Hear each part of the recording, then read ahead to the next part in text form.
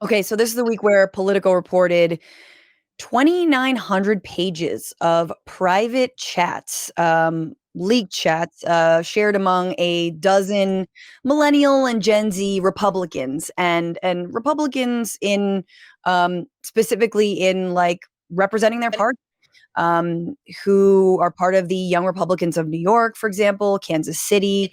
All of these text messages between January and mid-August that are all kinds of offensive, openly talking about loving Hitler, openly talking and making jokes about gas chambers, but also like not really jokes. Speaking about Black people, calling them watermelon people. Creative, real good. Classic. And but can I just say, who doesn't like watermelon? Doesn't everyone like watermelon? Everyone is a watermelon person in like when it comes down to it. Who are you who doesn't like fried chicken? I banished thee. I banished thee from the kingdom. Not too much solidarity here, guys. Like, Waj is trying to. Well, yeah. I mean, there wasn't a lot of Islamophobic stuff, Waj. So I don't know. Oh, it's always there. It's always there. But you can always count on anti-Semitism, anti-Black racism, and this desire, this really deep desire for them to say the N-word.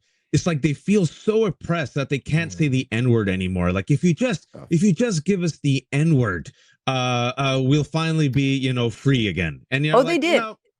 They found it. They found it. They don't do the hard R, which I'm like, really? You're doing everything else. Like what? We're just a year away. But things like this is Peter Junta of the New York Young Democrats. If your pilot is a she and she looks 10 shades darker than someone from Sicily, just end it there. Scream the no word. Like what? What are you dragging? Rape is epic. Is epic. And just for some context, these are people who, this is Peter Junta meeting with Elise Stefanik, obviously representative of New York, Republican, who is currently the chair of the Republican leadership. Him writing, great, I love Hitler. And this is, you can't read it, but it's Elise Stefanik's tweet saying, I fully endorse Peter Junta. What a great guy. Wow. Sorry. And then here is Bobby Walker, another guy who's talking about being epic. And thank you, New York Young Republicans, says Elise Stefanik, and for giving me this award. So Bobby Walker giving Elise Stefanik these awards. Now, my favorite part is like their excuse.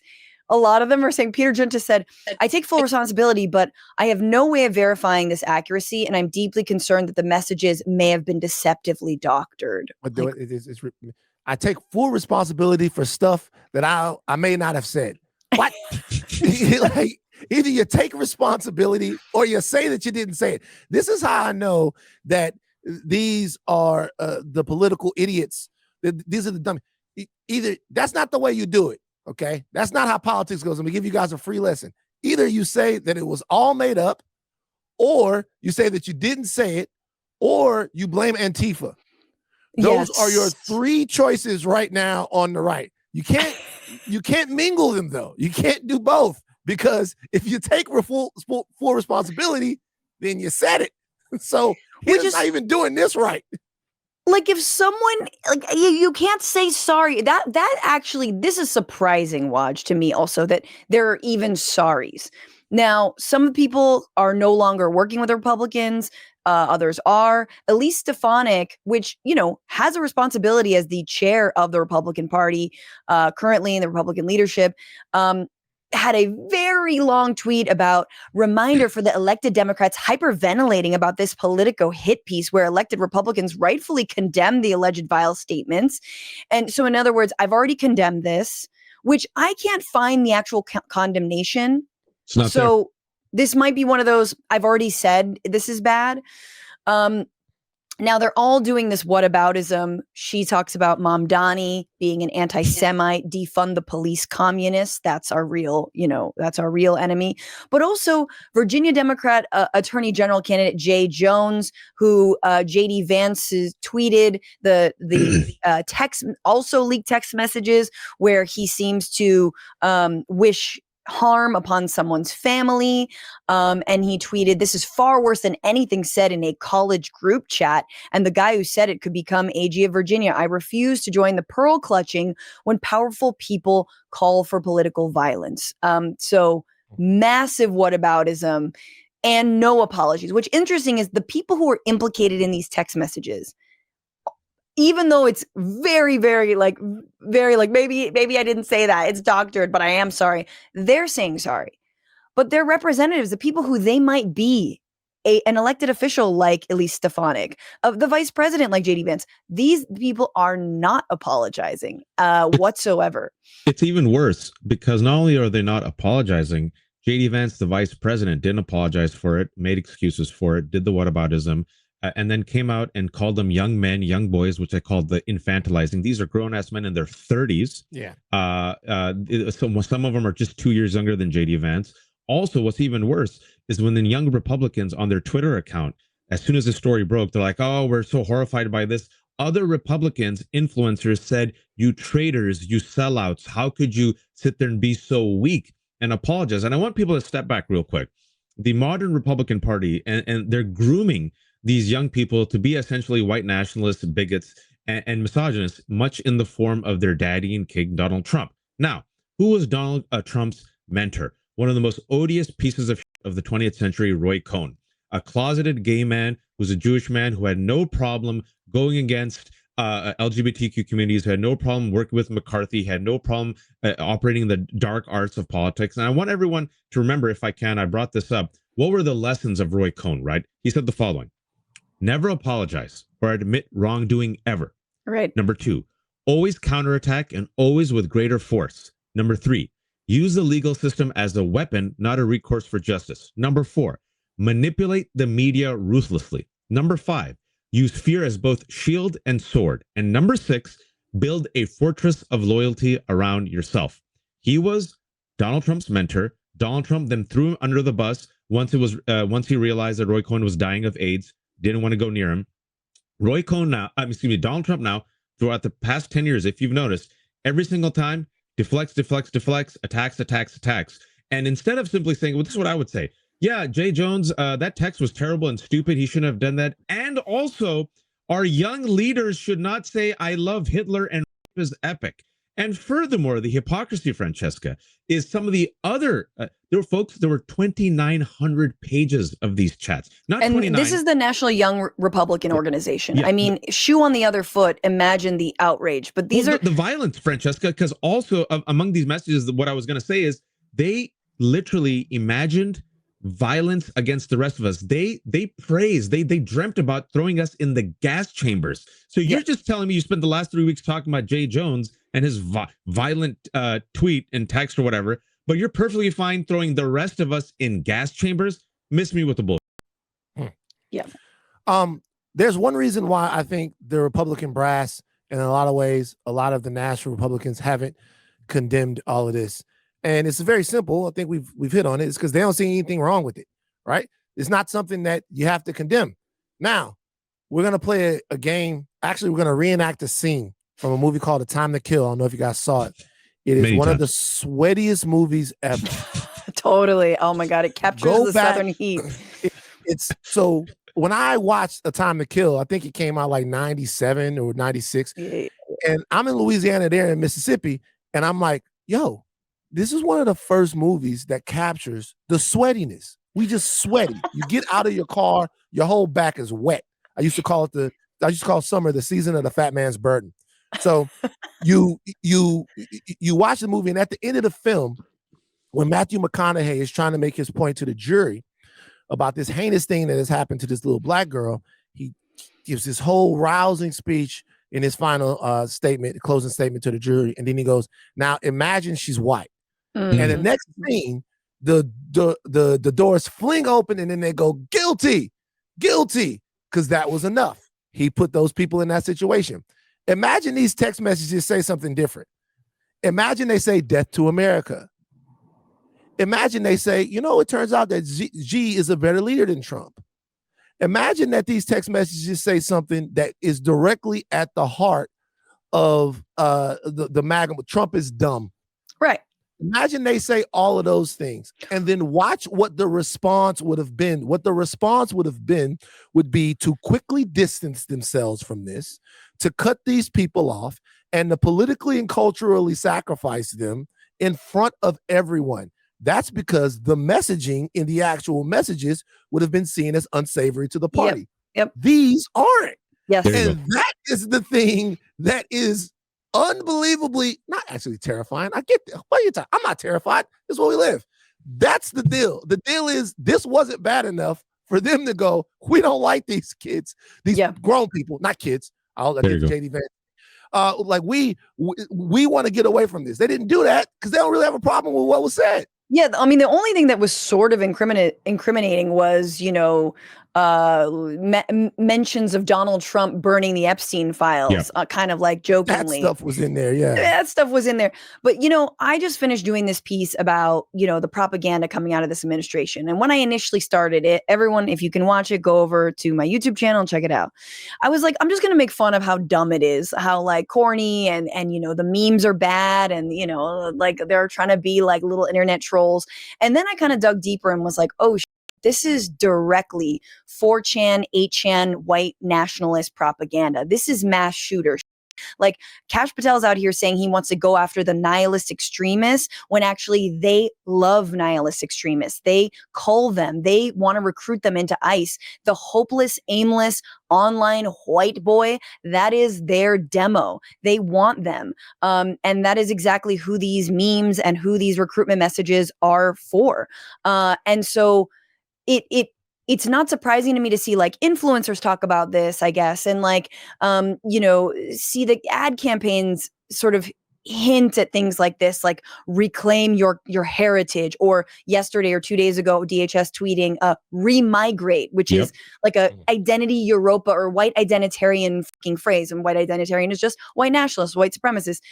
But like to see that even the little suits, like these little grubby suits, you know what I mean? Who like have been in suits since they were 5 because their parents are Republican, that even they traffic in the Holocaust denialism, the anti-Semitism, the racism, like the anti-feminist misogyny. I feel like that's a one step to like where I didn't know we were at. Like and maybe I'm just being Pollyannish, but I'm like, oh shit, okay, we're there. We're already there. I knew, I mean, I said a couple of years ago on Twitter, and people always laughed at me. I said, by 2024, 2025, you're going to see white nationalist talking points go mainstream. Yeah. And people are like, say, Waj, you're crazy. And I said, my first piece for the Daily Beast when I was a columnist, I said, Marjorie Taylor Greene, this was 4 years ago, right? When she was supposed to be fringe. I goes, nope, she's the president and future of the Republican Party. And I also said that Donald Trump ain't going to leave in 2019 because I take them literally and seriously. And I've spent several years, unfortunately, researching these folks. And I think even the older conservatives and MAGA are getting a really good look at these young Republicans. They're fully groipered, folks. Totally. They're all in. Yes. Again, these were 2,900 pages of these texts. And these are people, a state legislator, a person in the White House, a person who's working with Elise Stefanik, all in on the conspiracy theories, this type of edgelord humor, like black pill accelerationism. And a point about what you said with remigrate, it's even worse. It's not just a white nationalist talking point, folks. It is in white nationalist spaces. That's where the term emerged from. It is a euphemism for ethnic cleansing. They want to move all black and brown people out of Europe and America. And the DHS, the official account of the Department of Homeland Security, tweeted that word 2 days ago with a period. That should be leading news. But of course, it wasn't leading news because that same day, we got 2,900 pages of friggin' leaked Telegram chats about them loving Hitler. And they also, Francesca, used the white nationalist creed of 1488. For those who don't know, 14 is the amount of words in the white nationalist manifesto, and 88, H is the 8th word in the alphabet. So 88, wait for it, Hail Hitler. This is the present and future of the GOP. The masks are off, the hoods are off, and the hoods are replaced with MAGA hats. What more do you need to see, folks? Well, but I just feel like they're kids and they're just messing around. And, you're just pearl clutching. Here's JD Vance basically saying that doing the whataboutism with this Virginia Democrat who is not in office yet. Here's his thoughts on the new Charlie Kirk show. hosted by some other ghoul. That person seriously wishing for political violence and political assassination is 1,000 times worse than what a bunch of young people, a bunch of kids say in a group chat, however offensive it might be. That's just reality. And if you allow yourself to be distracted by this person's incredible endorsement, disgusting endorsement of political assassination by focusing on what kids are saying in a group chat, grow up. I'm sorry. Focus on the real issues. Don't focus on what kids say in group chats. But there's another angle to this. He goes into like, I'm going to tell my kids to be careful what they post online. It's like, dude, these were messages. They were private chats. And there was just, look, I didn't know media. I did op-eds, but I just found this op-ed by Colby Hall to be just, this line was so perfect. It's called J.D. Vance's Defense of Racist Republican Chat Exposes Moral Rot of the MAGA Right. He says, it's a neat trick of modern populism. Recast moral clarity as elitism, empathy as weakness, and outrage as hypocrisy. In this inverted value system, the only virtue left is loyalty, and the only sin is shame. That is the ethic Vance was signaling to, not the defense of speech, but the defense of the tribe. And that's sort of what Wad you were saying, but like recast moral clarity as elitism, empathy as weakness. Now, I hate to bring in Barack Obama, but I did listen to his interview with Mark Maron. And if I had been doing the interview, I would have pushed back a lot. There would have a lot of moments that I'm like, dude, you had an opportunity. But there was a moment where you're like, he talks about like decency and good, like just being decent. That being decent used to seem like a virtue. And sure, your policies of drones and whatnot may not have matched, the words and your deeds, but there was at least the aspiration of being a decent person. And that the MAGA has completely thrown it out the window to the point where I also feel like leaders on the Democratic side don't fucking know you could just go back to decency. You could always just go back to that, but they've completely lost their way. So I felt like that was a perfect distillation of what Vance is having us do, which is like, oh, you still believing it? You believe in being a good person? That's so cute. Another trapping of power or of oppression is being able to decide like what actually is violent, what actually is criminal. So when I looked at everything that they're saying, it's so the dehumanization of Black people in this country has been an excuse as why you can be violent to them, right? Yep. It's like that's the excuse. That's the operating program on why you can take whole generations of Black men and throw them in jail because they're more valuable to society, pressing license plates and tilling the soil in a new form of slavery than they would be in school or as part of their communities or any of that stuff. The reason why if the police kill a Black man or a Black woman, a Black person, then the conversation becomes about that person's life and not necessarily about the state and about the power that they're abusing. All of that is connected to language and ideas. All of that's connected to the fact that these are fried chicken and watermelon loving morons who flock to the terriblest, worst stuff in culture and who we don't really have to respect as fellow human beings. The idea of calling out that language is to call out its effect on human beings, how it affects people who are living their life. Exactly. And that is the conversation. It's also interesting how de-intellectualizing our entire society also breeds this, because if you look at America, not as a place of ideas, but in a snapshot of America you think existed in 1953, it's easy to tell yourself lies about that. It's easy to tell yourself that it was a simpler, better time. They never mentioned the tax rate, which we could use right now, but it's easy to tell yourself lies about that and to get off into a fantasy land of the heaven version of the country for the white nationalists, the white Christian male.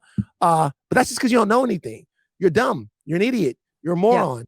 You're not really investigating what it means to make a good society and what it means to make a society where the average American is capitalized. You don't look at it that way. You're too stupid. Yeah. And can I say, Francesca, it goes back to the infantilizing point, and you just played the clip. I'm so glad you did.